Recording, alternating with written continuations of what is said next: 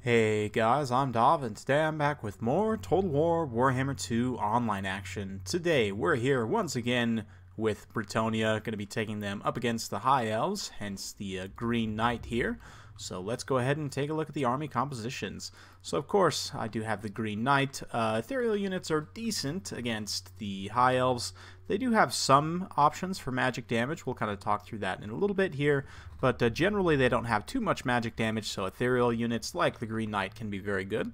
In particular, the Green Knight has excellent combat stats at 56 attack, 48 defense, and very nice weapon strength with 260 armor piercing and 140 base weapon damage, 85 charge bonus, no armor since he is an ethereal unit, but he does have missile block chance.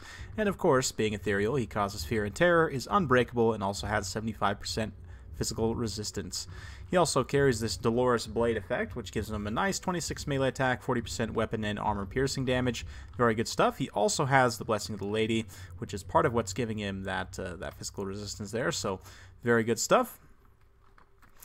In terms of the rest of the army composition, the army is going to be led by the Fey Enchantress here in the center. She's got a unit of Grail Guardians for support. We've got some Peasant Bowmen with Pox arrows for that poison.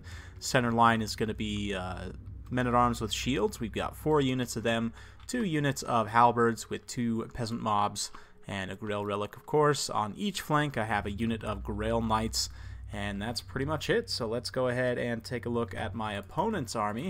If we go ahead and zoom over here, his army is going to be led by Tyrion on foot, so electing just to go nice and cheap here, or as cheap as possible with Tyrion. In terms of the infantry composition, we've got lots of spearmen, as to be expected for spearmen, 2 silver helms, a couple of sword masters of Hoeth. We've got 3 units of archers, a Lothard Seaguard, and a bolt thrower. The caster here is going to be a life mage. She's carrying regrowth and Earthblood, so just a standard healing kit. Very, very good stuff. So without further ado, let's go ahead and kick the battle into full gear.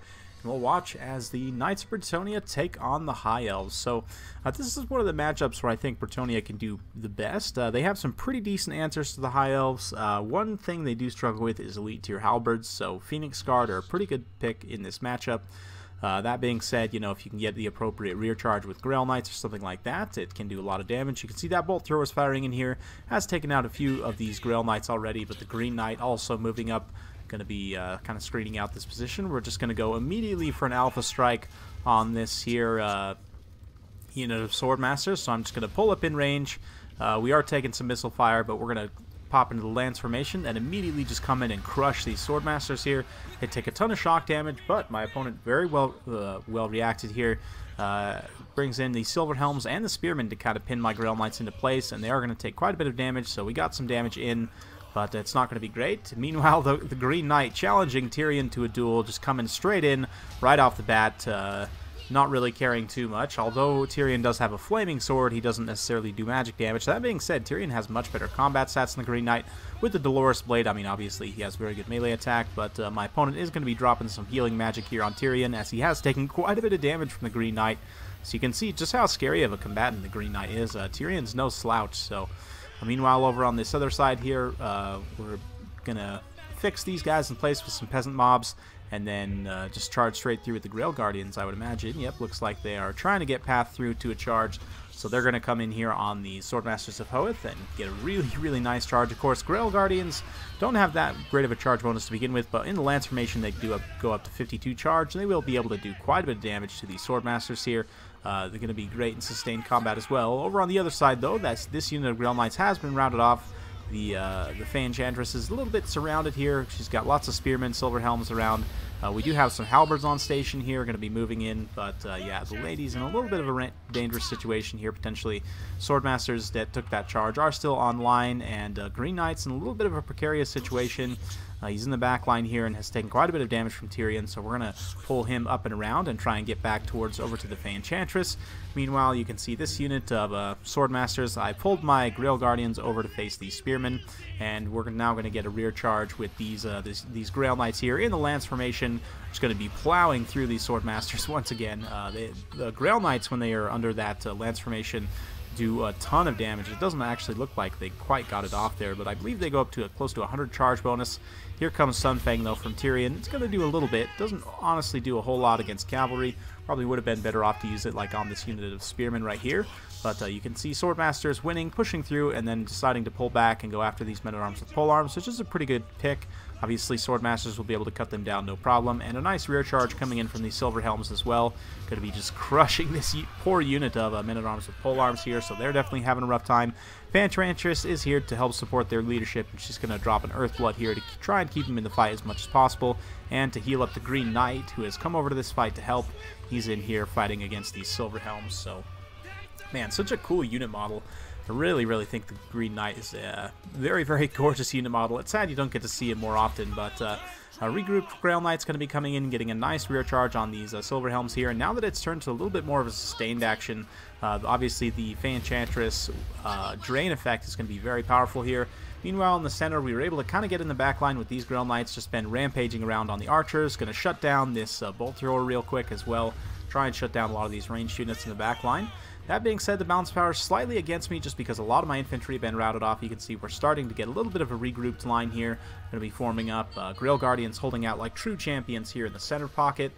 They're definitely beating down these spearmen, and the spearmen just don't have the melee attack to really get through here, despite their anti-large bonus. Just the defensive stats, the Grail Guardians are pretty serious at the end of the day. But yeah, you can see we're just collapsing over in this pocket, pulling these Grail Knights away, trying to get a nice isolated engagement here where there's a few high-value units. Enchantress is fighting, doing her drain thing, going to be Kamehamehaing these Swordmasters here. Grail Knight's going to come in for another charge, get right into the edge, and hopefully rout off those Silver Helms. Yep, looks like the Silver Helms do rout, and with that, the Silver Helms, or the Swordmasters likely will as well. And another duel between Tyrion and the Green Knight here amongst the bodies of all these High Elf and Bretonnian cavalry. Very pitched engagement. Tyrion smacking down that Grail Knight there, and then running away. He definitely doesn't want to fight the Green Knight one-on-one at this point. Wants to try and get him in a little bit of an isolated engagement. He actually runs over and gets a couple of attacks on the Enchantress, which do quite a bit of damage, but here comes the Green Knight coming in to save the Enchantress. Very chivalrous of him. But yeah, as soon as Tyrion gets up, he's just going to immediately path over to the Enchantress, and even one or two attacks on the Enchantress is going to do a lot of damage. Green Knight can only follow up, knock him down so much. But yeah, you can see, again, as soon as Tyrion gets up, he's going to be going after the Enchantress. A lot of the units in this area have been routed off, though. We've got a lot of Cav rallying. Grail Guardians over here, beating down what's last of these Swordmasters of Hoeth over on this pocket. But the main engagement is happening over here. The lady got hit by one more hit there and went down to only 75 HP, so just barely surviving there. Tyrion, though, is at his healing cap. My opponent's done a great job of getting value from that Lore of Life caster, healing up Tyrion. You can see the Green Knight turning his attention to Tyrion, going to be striking him down. Hopefully, Tyrion actually looks like he's trying to go after someone else. Well, it looks like he's going to be going after this Grail Relic here, but that does expose his back to potentially being charged by the Green Knight as soon as I'm able to disengage. We did get some rallied Grail Knights, again, just coming through, crushing these Spearmen, and then immediately going to be pulling in for a rear charge here. You can see the Green Knight also going after Tyrion here. This dead Grail Knight and the Green Knight going to be fighting up against the High Elf Prince here. He's definitely taking some damage. Major AP on the Green Knight, which is a nice change. They changed that in Mortal Empires, I believe it was, to make the Green Knight a little bit of a better character.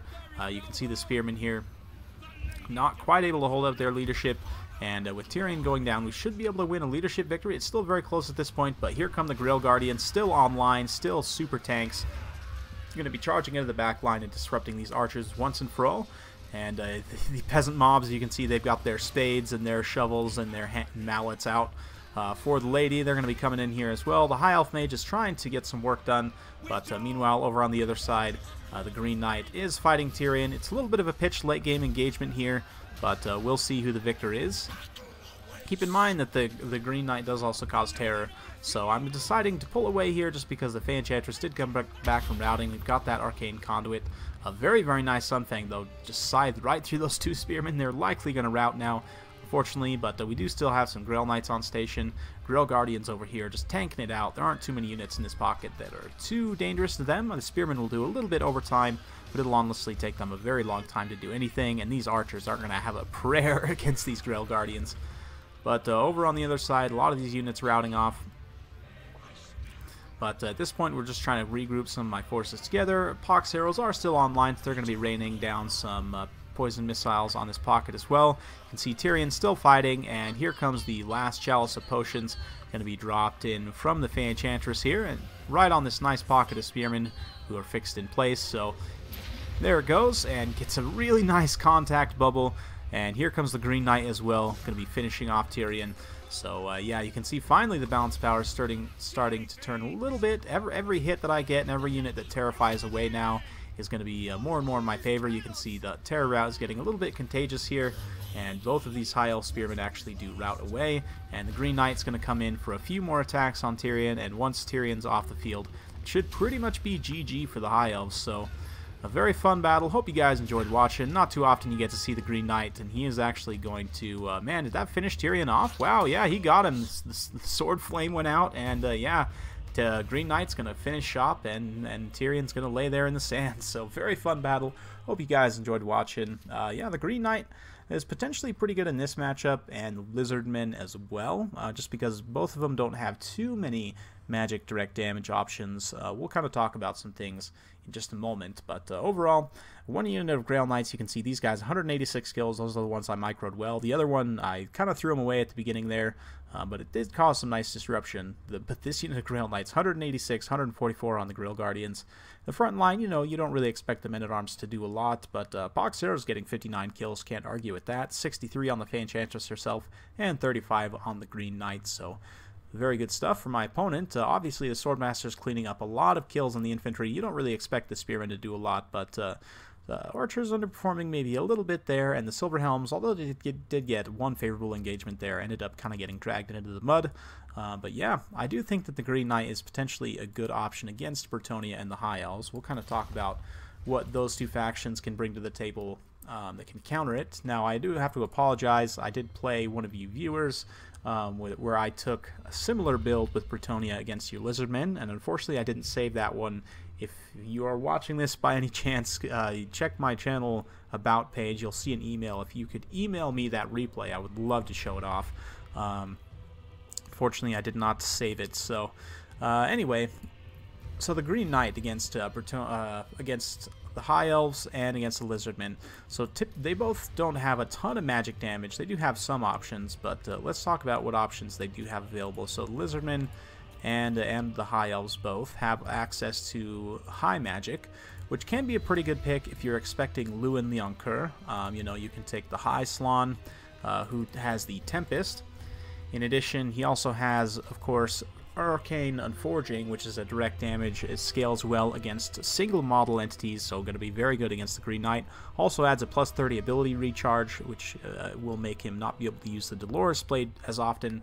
So I definitely think that if you're going to be going up against Bretonnia, I mean, high magic's a very solid lore magic anyway. You can take the healing, you can take the Tempest in case of flying Bretonnian units, and you can take Arcane Unforging to help counter the Green Knight.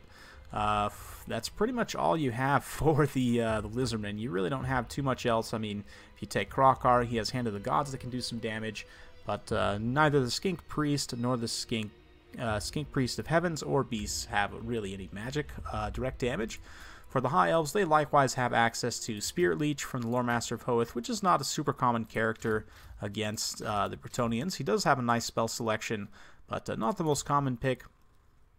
You also have the High Mage that has Arcane Unforging, same as the High Salon. You know, you could potentially take Tempest, Arcane Unforging, and Apotheosis, all of which could be useful against Bretonnia. And then Teclis also has Flaming Sword of Ruin, and this is something that I think is going to be good against Bretonnia in general, just because Dragon Princes can trade pretty evenly just as they are with Grail Knights, but if you hit them with a Flaming Sword of Ruin to give them that magic damage, they can do even better. They may even win that engagement, especially if you stack an Enfeebling Foe in there as well. And of course, the Flaming Sword of Ruin giving magic damage means that you can cast it in an area, and whoever's attacking the Green Knight will bypass his physical resistance and do a ton of damage to him. So that is another option you have if you're going to be taking on Bretonnia and you're worried about the Green Knight. He definitely is a terror. He's a pretty powerful character. Can definitely do a lot of damage. So I hope you guys enjoyed watching. This battle. If you did, be sure to like, subscribe, and hit that bell notification button, so every time I upload a new video, you'll be notified. Thank you very much for watching, and we'll see you next time.